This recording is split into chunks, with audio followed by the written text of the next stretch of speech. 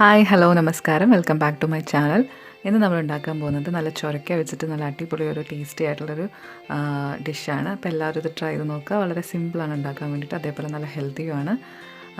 അപ്പം ആദ്യം നമുക്ക് വേണ്ടത് ഒരു ഒരു മീഡിയം സൈസ് ചുരക്ക എടുത്തിട്ടുണ്ട് ഞാൻ. അത് ഈ ഒരു വലുപ്പത്തിൽ നമുക്ക് അരിഞ്ഞെടുക്കണം. ഒരുപാട് കട്ടി കൂട്ടി അരിയാൻ പാടില്ല. അപ്പം ഞാൻ ആദ്യം ഒന്ന് കാണിച്ചു തരാം. അപ്പോൾ ചുരക്കത് ഇതേപോലെ മുറിച്ചെടുത്ത ശേഷം ഈ ഒരു തിക്നെസ്സിൽ മുറിച്ചെടുത്ത ശേഷം ഇതേപോലെ ഒന്ന് നല്ല സ്ലൈസായിട്ടൊന്ന് അരിഞ്ഞു കൊടുത്താൽ മതി. പിന്നെ നമ്മുടെ വെജിറ്റബിൾസൊക്കെ വാങ്ങിക്കുമ്പം കൂട്ടത്തിൽ കിട്ടുന്ന ചുരക്ക വെച്ചിട്ട് ഞാൻ ചെയ്ത് നോക്കി, പക്ഷേ അതിനത്ര ടേസ്റ്റ് ഇല്ല കേട്ടോ. നല്ല ഇളം പരുവത്തിലുള്ള ചുരക്കയാണ് ഇതിന് നല്ലത്. അതായത് അതിൻ്റെ തൊലിക്ക് അധികം കട്ടിയാവുന്നതിന് മുമ്പ് തന്നെയുള്ള ഒരു പ്രായത്തിൽ ചുരക്ക വെച്ച് ചെയ്യുന്നതാണ് ഏറ്റവും ബെസ്റ്റ് ടേസ്റ്റ്. അപ്പം നമുക്ക് എല്ലാം ഇതേപോലെ ഒന്ന് അരിഞ്ഞെടുക്കാം.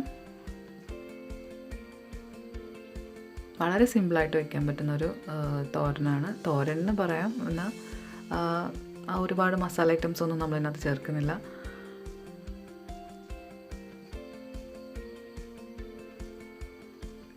അപ്പം എല്ലാം അരിഞ്ഞെടുത്തിട്ടുണ്ട്.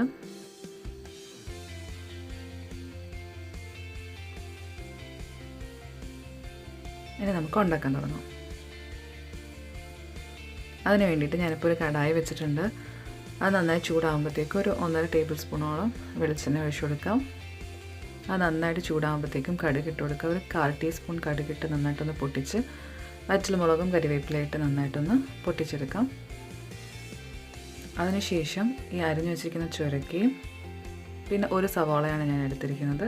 അത് നല്ല നീളത്തിൽ വളരെ കനം കുറഞ്ഞ് അരിഞ്ഞതും ഒരു 4 വലിയ പച്ചമുളക് അരിഞ്ഞതും കൂടിയാണ് എടുത്തിരിക്കുന്നത്. അപ്പോൾ എരിവിനനുസരിച്ച് പച്ചമുളകിൻ്റെ എണ്ണം കൂട്ടുകയോ കുറയ്ക്കുകയൊക്കെ ചെയ്യാം. അപ്പോൾ ഇതെല്ലാം കൂടെ ഒരുമിച്ച് നമ്മൾ ഇട്ട് കൊടുക്കുകയാണ്. ഇതിനകത്ത് നമുക്ക് വെള്ളമൊന്നും ആഡ് ചെയ്യേണ്ട.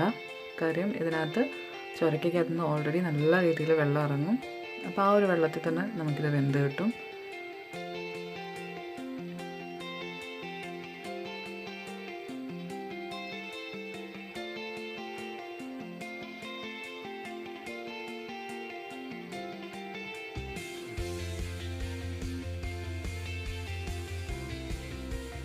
ആവശ്യത്തിന് ഉപ്പും കൂടെ ചേർത്ത് നമുക്ക് അടച്ചു വെച്ചൊന്ന് ആവി വരുത്താം.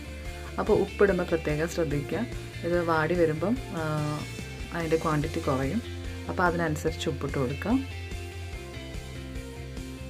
എന്നിട്ട് നന്നായിട്ട് ഇതെല്ലാം കൂടെ ഒന്ന് തട്ടിപ്പൊത്തി വയ്ക്കുക. നന്നായിട്ടൊന്ന് ഒതുക്കി വെച്ചിട്ട് നമുക്കൊന്ന് ആവി വരുത്താം. ഇടയ്ക്കിടയ്ക്കൊന്ന് ഓപ്പൺ ചെയ്ത് ഇളക്കി കൊടുക്കുക. കാര്യം പാൻ അല്ലാത്തതുകൊണ്ട് അടി പിടിക്കാനുള്ള ചാൻസ് ഉണ്ട്. അതുകൊണ്ട് ഒരു ലോ ടു മീഡിയം ഫ്ലെയിമിലിട്ട് കുക്ക് ചെയ്തെടുത്താൽ മതി. അപ്പോൾ ഒന്ന് ആവി വന്നിട്ടുണ്ട്. നമുക്കൊന്നും കൂടെ ഒന്ന് മിക്സ് ചെയ്ത് വയ്ക്കാം. അത് നന്നായിട്ട് വെള്ളം ഇറങ്ങിയതുണ്ടോ? ചുരക്കകത്തുനിന്ന് തന്നെ നല്ല രീതിയിൽ വെള്ളം ഇറങ്ങും. ഇനി ആ വെള്ളമൊക്കെ നന്നായിട്ടൊന്ന് വറ്റണം.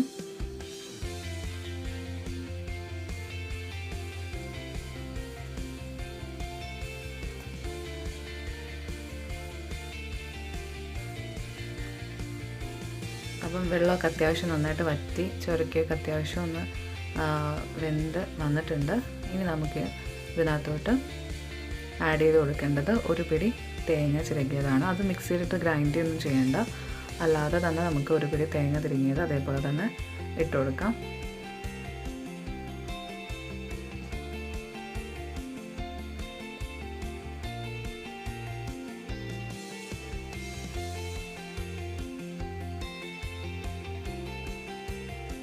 ഇനി ഇതെല്ലാം നന്നായിട്ടൊന്ന് ഒതുക്കി വെച്ചിട്ട് ഒന്നും കൂടി ഒന്ന് ആവി വരുത്താം.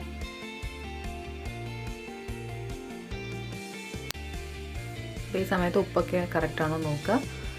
അല്ലാന്നുണ്ടെങ്കിൽ പരുവത്തിന് ഇട്ട് കൊടുക്കുക.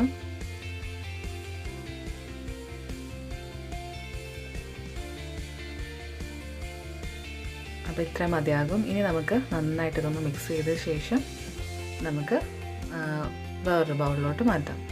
ഇത്രയേ ഉള്ളൂ. വളരെ സിമ്പിളായിട്ട് റെഡിയാക്കാൻ പറ്റുന്ന നല്ല ടേസ്റ്റി ആയിട്ടുള്ളൊരു ഡിഷാണ്. അപ്പോൾ ചുരക്കയൊന്നും അധികം അല്ലാതെ ഒന്നും കഴിക്കാൻ ഇഷ്ടമില്ലാത്തവർ ഇങ്ങനെയൊന്ന് ചെയ്ത് നോക്കുക. നല്ല ടേസ്റ്റാണ്. അപ്പോൾ എല്ലാവരും ഇത് ട്രൈ ചെയ്ത് നോക്കുക. ഇഷ്ടപ്പെടുകയാണെങ്കിൽ എൻ്റെ ചാനൽ സബ്സ്ക്രൈബ് ചെയ്യുക. തൊട്ടടുത്തുള്ള ബെല്ലൈക്കനും കൂടെ പ്രസ് ചെയ്യുക. എങ്കിൽ മാത്രമേ ഇനിയുള്ള വീഡിയോസിൻ്റെ നോട്ടിഫിക്കേഷൻ നിങ്ങൾക്ക് കറക്റ്റായിട്ട് കിട്ടുള്ളൂ. അപ്പോൾ താങ്ക്സ് ഫോർ വാച്ചിങ്.